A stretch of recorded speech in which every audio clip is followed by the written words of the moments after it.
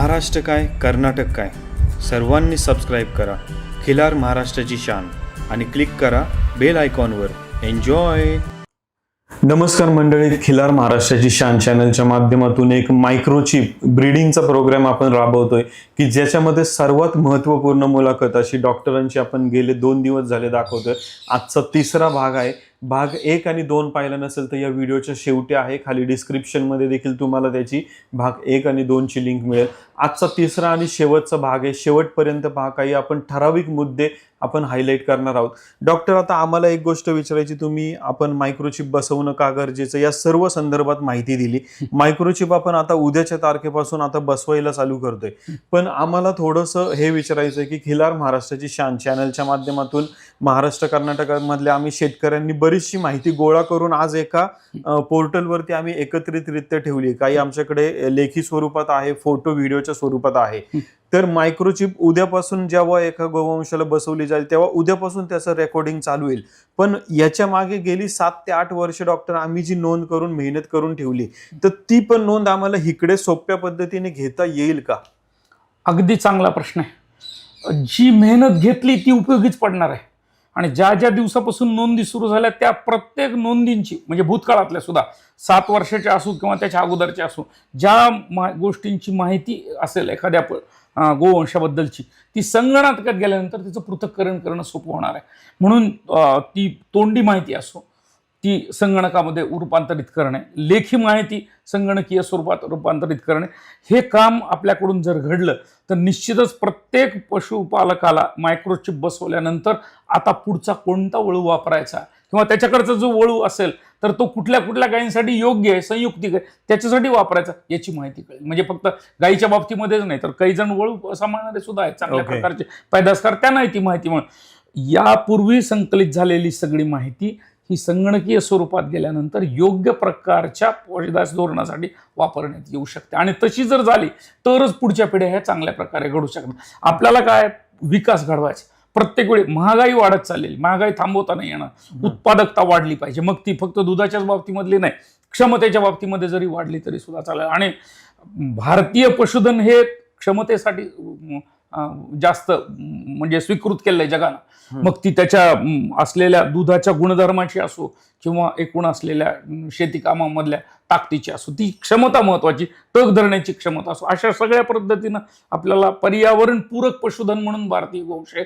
आणि जी नोंदी केल्या त्या नोंदींचा सगळा फायदा आपल्याला तिथं होणार। बरं, मागच्या 5-7 वर्षातला जो तापमानाचा जो संगणकीय डाटा असेल तो आपल्याला लगेच मिळवता येईल, तो त्याला जोडता येत राहील। पृथक्करण करणारी ही यंत्रणा वेगळी असते। आपलं जे काम आहे पशुधन सांभाळत असताना नोंदी, तर ते मायक्रोचिप आणि त्याच्याबद्दलच्या नोंदी एवढं आपल्याला करता येत राहील आणि ते आपल्याला काम सहज शक्य। अशा प्रकारची जी काही यंत्रणा असतील त्या आपणहून आपल्याशी संपर्क करतील की यातून आम्ही तुम्हाला याच्यातली दिशा देऊ, तुम्ही या पद्धतीनं पुढे जा, म्हणजे मग ते इव्हन शासन आहे त्याच्यासाठी आपल्याला मदत करेल। आता याच्यामध्ये आता शासनाचा देखील डॉक्टर उल्लेख झाला। मंडळी, डॉक्टरांनी हा मुद्दा ऍक्च्युली सर्वात महत्वाचा होता, कारण आता आपण 2025 मध्ये मायक्रोचिपची जेव्हा हे काम चालू केलेलं आहे, आता करतोय, तर तेव्हा बऱ्याच जणांचं म्हणणं आलं की तसं पाहायला गेलं तर ह्या कामाला डॉक्टर बऱ्याच जणांचं म्हणणं आलं खूप उशीर झालाय, हे काम अगोदर चालू व्हायला पाहिजे होतं। पण मंडळी ठीक आहे, आता ज्या वेळेस आपल्याला काही गोष्टी होण्यासाठी काही टप्पे आपल्याला पार करणं गरजेचे असतात आणि आज 2025 मध्ये काम चालू करत असताना डॉक्टरांनी देखील सांगितलंय की मागच्या 7 वर्षाचा जो काय अभ्यास आहे तो देखील तुम्ही चांगल्या पद्धतीने कम्प्युटराइज करून त्या मायक्रोचिपच्या गोवंशाला कनेक्ट करण्याचा प्रयत्न की हा सर्वात मोठा फायदा हा गोवंशाला होणार आहे, की जेणेकरून मागील वर्ष जेवढं कार्य केलं, आता मागच्या 7 वर्षाच्या अगोदर कोणीच आपल्या देशी गोवंशाचं कदाचित आपण काही पत्रकारांचा याच्यामध्ये मदत घेण्याचा प्रयत्न करू, त्यांच्याकडे काही माहिती असेल तर, पण आपण मागच्या गोवंशाचा देखील नोंद करूया। डॉक्टर, आता तुम्ही जे उल्लेख केला की शासनाचं आपण हे काम करतोय, तर आता हे माहिती नाही हे पुढं शासनाची ह्याच्यामध्ये काय मदत होईल किंवा कसं, तर शासन आपल्याला कसं काय आपल्या शेतकऱ्यांना याचं फायदेशीर किंवा काय मदत करू शकते या संदर्भात? फार चांगला प्रश्न आहे। आपण शासकीय यंत्रणा जी आहे त्यांच्याकडे सांख्यिकी विभाग आहे, पशुसंवर्धन खात्यातही आहे।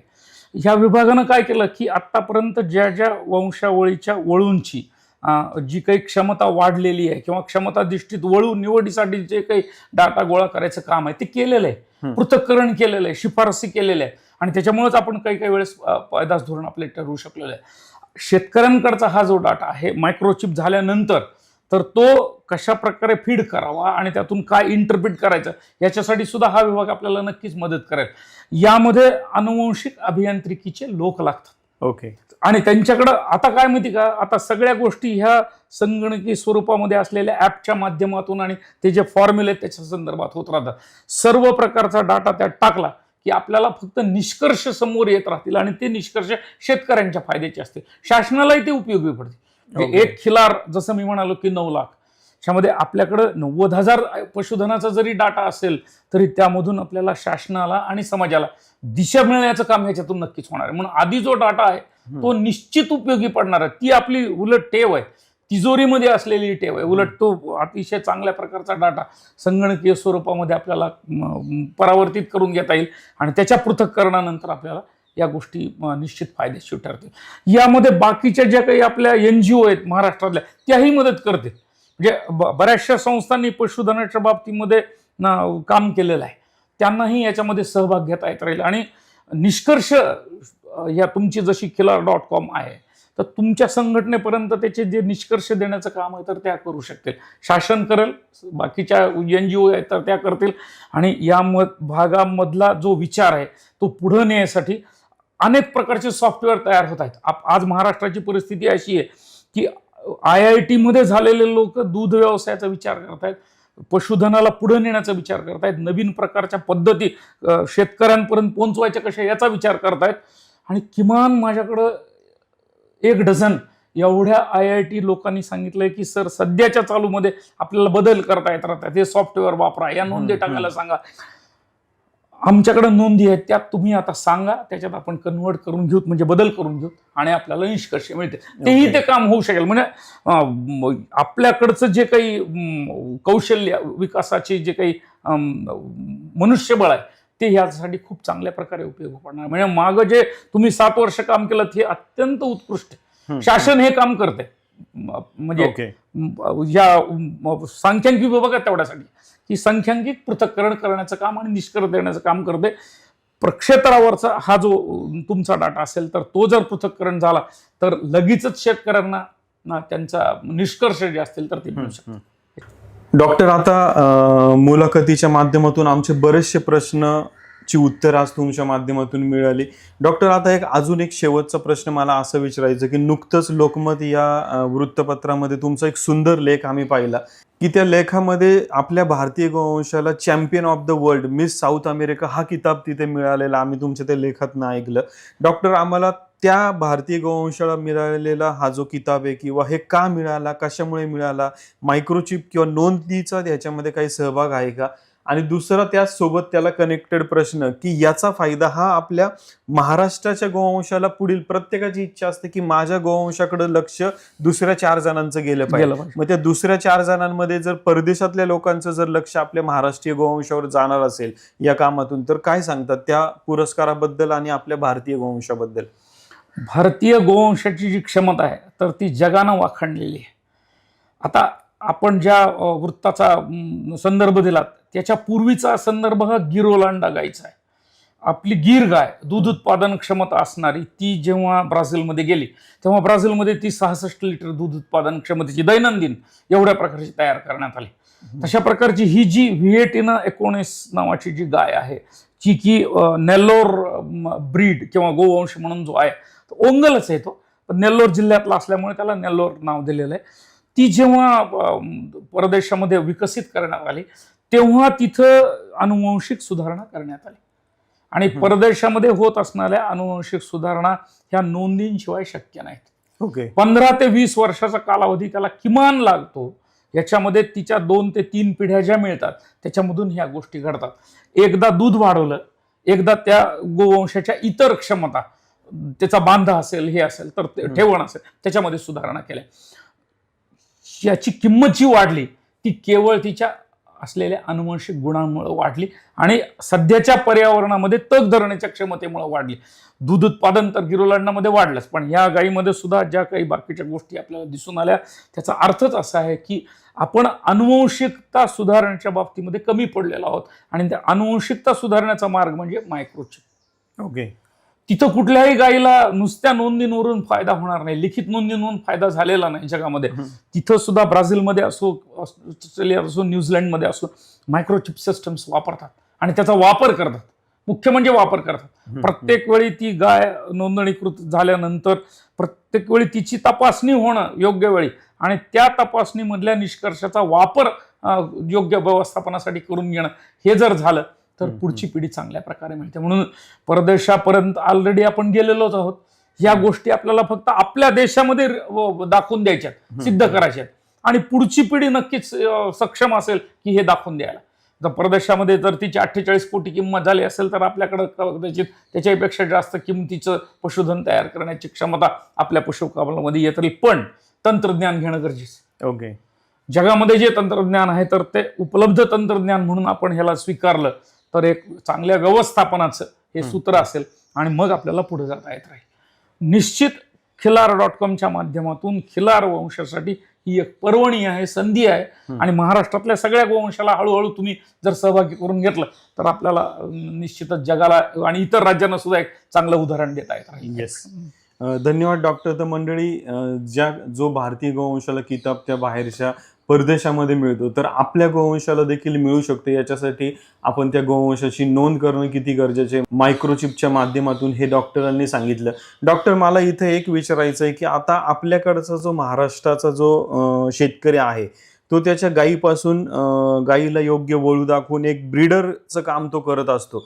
तर याच्यामध्ये पुढील भविष्य काळामध्ये जसं तुम्ही म्हणले की आपण त्या ओंगोल जातीच्या त्या गोवंशाला मोठी किंमत मिळाली, तसं आपले जे ब्रीडर आहेत महाराष्ट्राचे जे आपल्याकडे चांगलं ब्रीडिंग करतात तर त्यांच्या गोवंशाला पुढील भविष्य काळामध्ये देखील मोठी मागणी राहील का? ती निश्चितच राहील. त्याचं कारण असं आहे की अनुवंशिक सुधारणा झाल्या की त्याची जी गुणवत्ता आहे त्या गुणवत्तेची किंमत असते.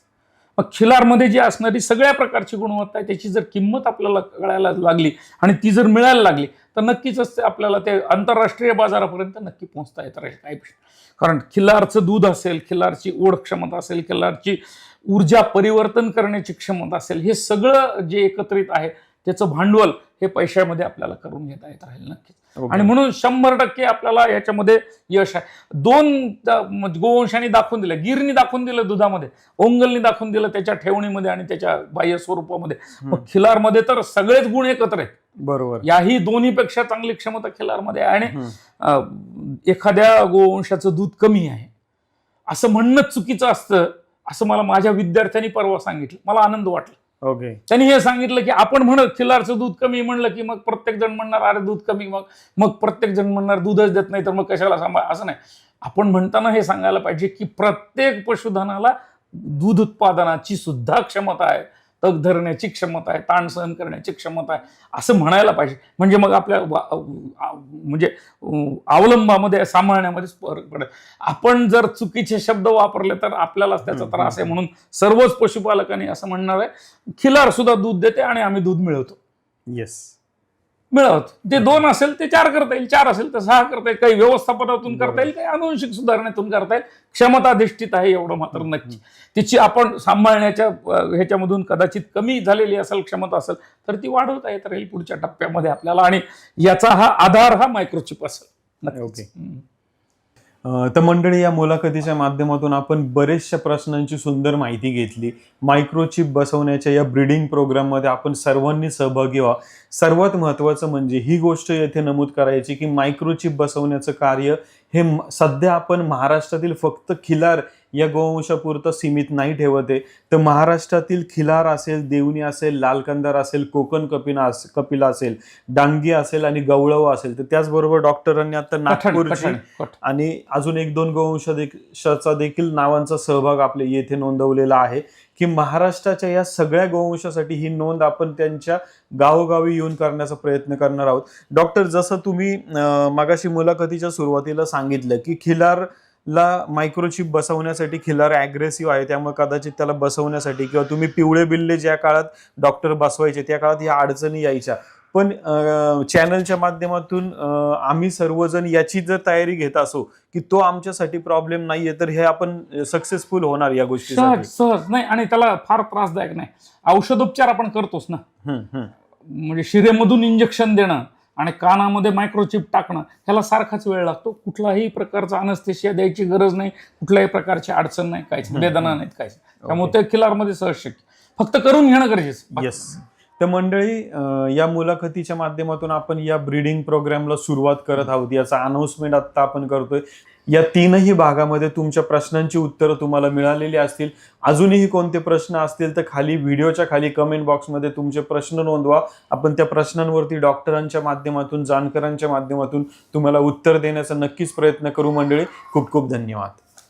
धन्यवाद. खिल्लार महाराष्ट्राची शान, खिल्लार महाराष्ट्र